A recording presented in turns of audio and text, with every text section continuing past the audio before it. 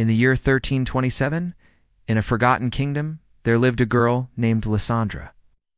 Lysandra's family was of noble birth, though their crest was faded on the ancient stone. When she was only 16, the snow refused to melt, and the wind carried a warning. She was to be married to a prince from a far-off land, a prince she had never seen.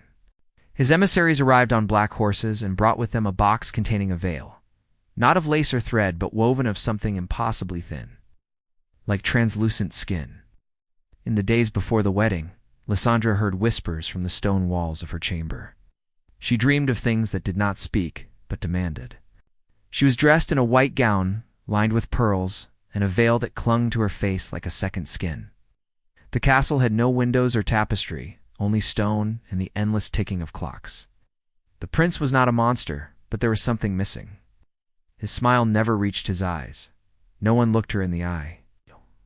No one spoke. On the eve of her departure, she went to the family crypt and found another veil just like the one that had been sent for her, wrapped around a skeleton.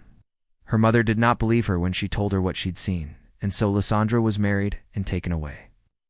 As they approached the castle, the trees grew farther apart and the land grew colder. He led her down a staircase into a circular room with a coffin waiting. And then the horrifying truth revealed itself. Welcome to my channel. So I wrote a story about a girl named Lysandra who gets married to a creepy prince. And the story is called The Vow of the Soil. Want to know why? Here's a little excerpt to tempt you. Lysandra stood frozen at the edge of the circle, her bare feet routed to the cold stone floor. The steward stepped forward, holding a vessel fashioned from obsidian, etched with runes that seemed to shift when not looked at directly. He spoke softly, yet the sound thundered in her skull. From the marrow of the first wife, from the blood of the 10th, from the silence of the 12th, she joins them now. The air was thick, not with smoke, not with incense, but with memory. She could feel it press against her skin like hands from beneath the earth. The robed figures surrounded her now, their chants rising and falling like breath drawn from ancient lungs. The prince, if that was truly what he was, watched her not with desire nor love, but with the reverence one gives a tool carved for a single purpose. What is this? The answer, my dear, is in the story. So come read it if you dare. She did not remember climbing into the coffin, only the cold, how it rose from beneath the velvet like breath from a forgotten god. The lid, carved with faces twisted in sorrow and ecstasy, closed without sound. The last thing she saw was the prince's eyes, no longer blue, no longer even human, but vast, lidless, reflecting a night sky with no stars. Darkness fell, and then the remembering began. Not her memories, no. These were older, thicker. They came in waves, like oil poured over fire. She saw a woman in a crimson dress weeping as she was bound in iron chains. She saw a girl no older than 10, with her mouth sewn shut, forced to kneel before an altar built of teeth. A scream stuck in a mother's throat, a husband offering his wife to the crypt to escape plague. These memories clung to her bones like mold, suffocating her until her own name felt foreign.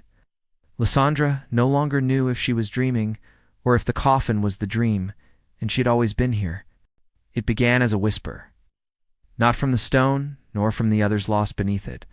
From her name, Lysandra. She said it first in her mind, then again louder. The syllables cracked against the silence like thunder on dry parchment. Lysandra, not one of many, not a vessel, not a sacrifice, a name.